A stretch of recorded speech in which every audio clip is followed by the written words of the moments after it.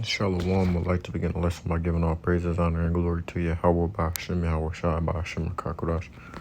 The blessings unto the apostles and the elder Bishop Zachary Millstone, once again, who've taught me this truth, through the spirit and the power of Yahweh, Ba'ashem, Yahweh Shai. Peace and salutations to the brothers out there pushing this truth, the 100% truth out there in the highways and the byways, the Akim, as well as you few sisters out there listening and learning. And to you also, I say Shalom. It is your brother, Ratazaka Barbecker, with another lesson through the spirit. I just want to come at y'all with something quick and local and edifying through the spirit, man. Just real quick, quick hit. Not nothing I haven't discussed before, but just go once again showing you the nature of these people. So I'm gonna go ahead and play this for y'all real quick. First sexual encounter with an animal came when I was about 11 or 12. I tried to have sex with the family dog, which was a miniature poodle named Miss Clavel. The dog was in heat, so I naively assumed that since she was having sex with a stud dog, she would be willing to have sex with me, which she wasn't. It was an embarrassing incident. It was not very romantic. The reason why the Europeans were able to conquer the Americas was because the Europeans slept with animals. They were victorious not because of the guns and the steel they brought with them, but because of the disease. Wherever they went, devastation follows. And I don't think people understand the levels of devastation. But for example, in the 1880s, the Italian traders introduced the cattle disease rinderpest. Up to 90% of the cattle in parts of Central and Eastern Africa were killed by this disease. That included Tanzania, Kenya, Malawi, Zambia, and South Africa. From 1880 to 1890, it just took 10 years for them to destroy 90% of the cattle. The introduction of the slave trade brought disease as well, and not in the way that you think. Because of the introduction of the slave trade, specifically in East Africa, it produced new patterns of settlement. More people began to live in close proximity for security reasons, so they wouldn't be taken by slave traders. More people began living in close proximity, and previously inhabited areas became large forests that were a breeding ground for tsetse flies, especially in Central and Eastern Africa. Because of this, over 200,000 people died of sleeping sickness around the Lake Victoria area, just that area alone. When the disease spread to the Congo and to Zambia, it also did the same thing, killing hundreds of thousands of people. Now, European slave traders did bring diseases, but people tend to forget about the European settlers who drove it home. They brought smallpox, they brought jiggers that are First sexual encounter with an They brought smallpox, they brought jiggers that are first sexual encounter with an So, man, this is the reason why the scriptures tell us to stay away from these people, because they're our enemies. And just a multitude of things, I wish I could find that video where the guy was telling us the history about Europeans and whatnot, and how they were afraid to bathe themselves. They were afraid of water because they thought it was unclean. But nonetheless, though, man, we can go ahead and get this. Leviticus 20 and verse 15, it says, "And if a man lie with a beast, he shall surely be put to death, and ye shall slay the beast. And if a woman approach unto any beast, and lie down thereto, thou shalt delete the woman and the beast. They shall surely be put to death.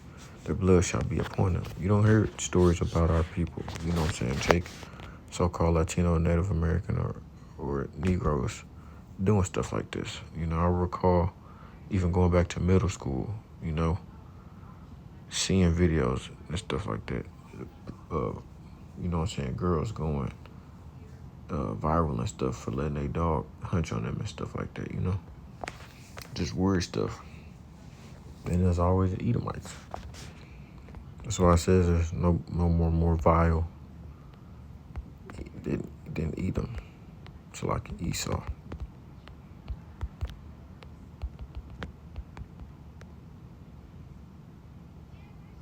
We can go ahead and get this actually. Leviticus, Job 30 and 1. "But now they that are younger than I have me in derision, whose fathers I would have disdained to have set with the dogs of my flock." All right, you don't even trust him around his dogs to keep his dogs.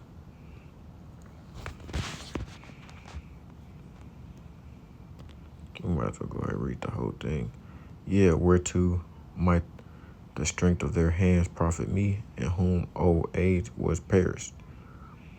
For want and famine they were solitary, fleeing into the wilderness in former time desolate and waste, who cut up mallows by the bushes and juniper roots for their meat, meaning their food. They were driven forth from among men. They cried after them as after a thief, to dwell in the cliffs of the valleys and caves of the earth and in the rocks. Among the bushes they brayed, under the nettles they were gathered together. You know what I'm saying? Like animals. It says and that just goes into the wild man. It says they were children of fools, yeah, children of base men, because they're the lowliest of men, bro. They were viler than the earth. And now am I their song, yeah, I am their byword, you know. So pretty much a part of our curse is the Lord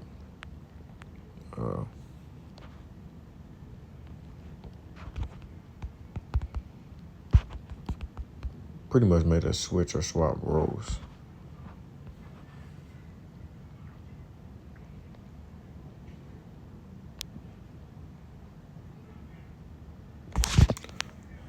Hebrews 12:16 in the NLT, it says, make sure that no one is immoral or godless like Esau, who traded his birthright as the firstborn son for a single meal.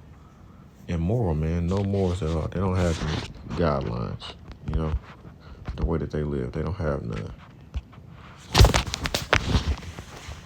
This is Daniel 4:17. It says, this matter is by the decree of the watchers and the demand by the word of the holy ones, to the intent that the living may know that the Most High ruleth in the kingdom of men, and giveth it to whomsoever he will, and setteth up over it the basis of men, meaning the lowliest, bro. These people aren't in rulership right now, which is why things are going on in the earth that's going on right now. But you know, the Lord is returning everybody to their natural states, man, which is why you see more and more videos like this coming across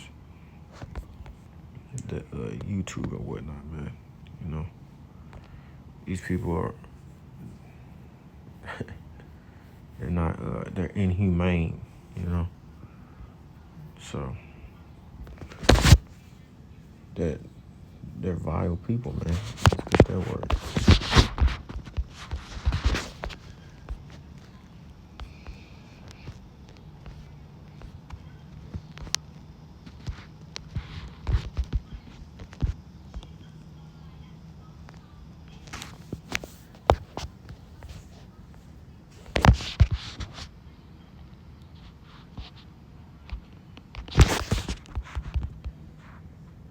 I might go get them.